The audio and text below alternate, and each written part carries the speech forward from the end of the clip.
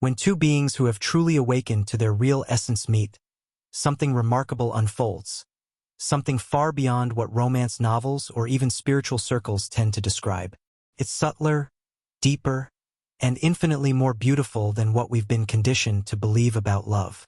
In most relationships, if we're honest, people come together out of a sense of lack. Each person feels incomplete and imagines the other can fill that inner void. We call it falling in love, but often it's really falling into need. Two empty cups trying to fill one another, two weary swimmers holding on to avoid sinking. There's nothing inherently wrong with this. It's simply where much of humanity still lives. Such relationships can function and even bring comfort, but they rest on a misunderstanding, the belief that happiness or wholeness lies outside of oneself. When two awakened souls meet, everything changes. The first truth is this: awakened beings do not need each other. They have already discovered the completeness they once sought in the world. They no longer see themselves as fragments searching for their missing half, but as the universe itself, consciousness experiencing life in unique forms. So when they come together, it's out of choice, not dependency. That single difference transforms the entire relationship.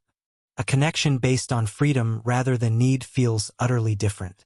When you're starving, you'll eat anything just to stop the hunger. You don't savor it.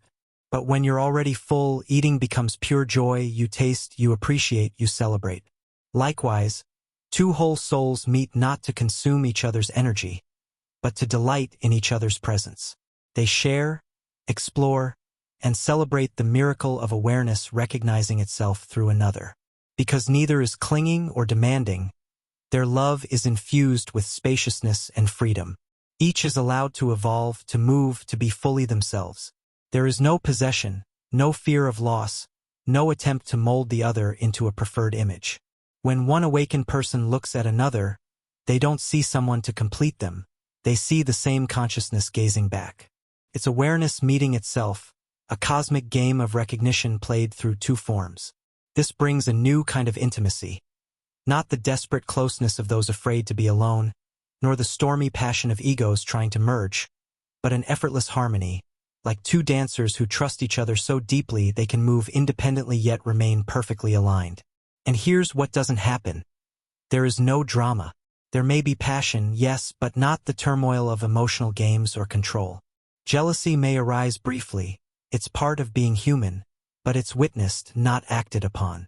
It's seen as a passing ripple on the surface of awareness, not a story to cling to.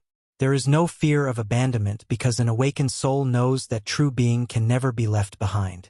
Even if the other walks away, they remain whole, still one with existence itself. And above all, there is no urge to possess. You cannot own another person any more than you can capture the wind. True love celebrates freedom. It watches the bird soar instead of locking it in a cage. So what does happen when awakened souls meet? Recognition, often instant. Not the romantic illusion of love at first sight, but a profound "I see you." Masks drop, defenses dissolve. Two beings rest in authenticity. Their communication is equally alive, more like a dance of ideas than a debate. They can disagree freely without it threatening the bond, because they are not attached to opinions. They are not their thoughts. They are the vast awareness within which those thoughts arise. There's also a profound respect, not the superficial respect of politeness, but a deep recognition of the mystery that each person is. The awakened soul knows that they cannot fully understand another person, can never completely know them, and they don't try to. They allow the other person to remain mysterious, to be unpredictable, to surprise them. They're not trying to figure the other person out so they can control or manipulate them. They're simply appreciating the enigma. When two awakened souls are together, there's often long stretches of comfortable silence. They don't need to fill every moment with words. They're comfortable with just being in each other's presence. The silence isn't awkward or uncomfortable. It's full, rich, alive. They're communing at a level deeper than words. Consciousness, resting in consciousness, awareness, enjoying awareness. And when they do speak, there's a quality of listening that's quite rare. Each person is truly hearing the other, not just waiting for their turn to talk, not filtering everything through their own agenda or assumptions. They're open, curious, genuinely interested in the other person's perspective, even if it's completely different from their own. There's also a kind of humor that emerges when awakened souls meet. They can laugh at the cosmic joke together. They can see the absurdity of existence, the improbability of consciousness, the strange game that life is playing. They don't take themselves too seriously. They can laugh at their own egos, at their own patterns, at the human comedy of which they're both a part. Physical intimacy, when it occurs between awakened souls, takes on a completely different quality. It's not about need or conquest or validation. It's not about using the other person's body to distract yourself from your inner emptiness. It's a celebration, a dance, a form of play. It's consciousness exploring consciousness through physical form. There's no performance anxiety because neither person is trying top row of anything. There's no disconnection because both people are fully present, fully aware, fully alive to the moment. And here's something interesting. Awakened souls can be together or apart with equal ease. They don't cling to constant togetherness. They understand that closeness and distance are both valuable, that separation can be as nourishing as union. They can give each other space without it meaning rejection. They can come together without it meaning possession. There's a natural rhythm to the relationship, like breathing in and breathing out, coming together and moving apart. And neither phase is seen as better or worse than the other. When conflicts arise, as they inevitably do even between awakened souls, they're handled very differently. That there's no need to be right. There's none to win. Both people are more interested in understanding than in being understood, more interested in resolution than in victory. They can admit when they're wrong without threatening their sense of self. They can apologize without resentment. They can forgive without keeping score. There's also a profound generosity in the relationship. Not the forced generosity of someone who's trying torn love, but the natural generosity of someone who's already full. The awakened soul gives freely because it's a joy to give, not because they expect something in return. They support the other person's growth even when that growth takes the person in a different direction. They want the other person to be fully themselves, even if that means growing beyond the relationship. And this brings me to a crucial point. When two awakened souls meet, they understand that the relationship might not be forever.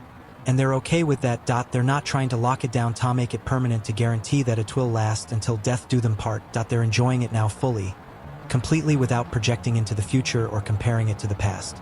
And paradoxically, this very lack of clinging often makes the relationship last longer and go deeper than relationships based on need and fear. There's also a quality of surrender in the relationship.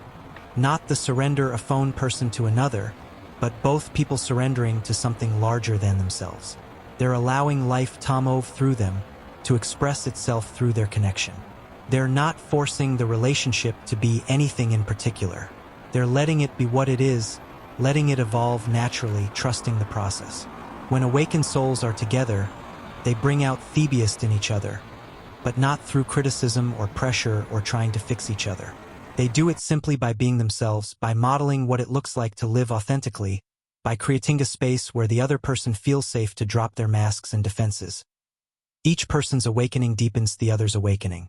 It's a kind of resonance, like two tuning forks vibrating at the same frequency, amplifying each other. There's also a sense of sacred ordinariness in the relationship. Everything becomes meaningful. Even the mundane activities, washing dishes together, sitting in traffic, paying bills. These ordinary moments become infused with presence, with awareness, with the recognition that this moment, exactly as it is the only moment there ever is. They're not waiting for some special moment in the future to be happy. They're finding the extraordinary and the ordinary, the sacred and the mundane. And here's something that might surprise you. Awakened souls can feel all the emotions that everyone else feels. They feel attraction, affection, even jealousy and anger and sadness. But they don't identify with these emotions. They don't make them into problems. They don't build stories around them. They feel them fully and completely and then let them pass. It's like weather passing through the sky. The sky doesn't cling to the storm or push away the sunshine. It allows both to come and go. When two awakened souls meet, there's also our cognition that the relationship is not about personal fulfillment. It's not about completing each other or finding happiness together. It's about something much larger. It's about consciousness exploring itself, about the universe experiencing itself in relationship, about life expressing itself through the dance of two beings who've remembered who they really are. There's a famous Zen saying, "Before enlightenment, chop wood, carry water. After enlightenment, chop wood, carry water." The same could be said for relationships. Before awakening, you relate to another person. After awakening, you relate to another person. The actions might look the same from the outside, but the inner quality, the inner experience is completely transformed. The awakened relationship is not free from challenges. There are still practical matters to navigate, differences to bridge, adjustments to make. But these challenges are not seen as problems. They are seen as opportunities for deeper understanding, for greater wisdom, for more complete presence. Every difficulty becomes a teacher. Every conflict becomes a doorway to greater consciousness. And perhaps most beautifully, when two awakened souls meet, they create a field-off consciousness that affects everyone around them. Their presence together has a quality that others can feel even if they can't articulate it. It's peaceful but not passive. It's joyful but not manic. It's loving but not needy. It radiates outward, touching everyone it encounters, inviting others to remember their own true nature. This is what happens when two awakened souls meet. Not the fireworks and drama and desperate clinging of neurotic love, but something far more precious. A meeting of two beings who've remembered what they are, who see the divine in each other, who can dance together without stepping on each other's toes, who can be completely together and completely free at the same time. It's a relationship not of need but of celebration, not of possession but of appreciation, not of fear but of trust, not of becoming but of being.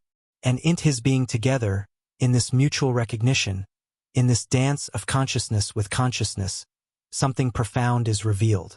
That love is not something that happens between two separate beings, but the recognition that there are no two separate beings. There never were and there never could be.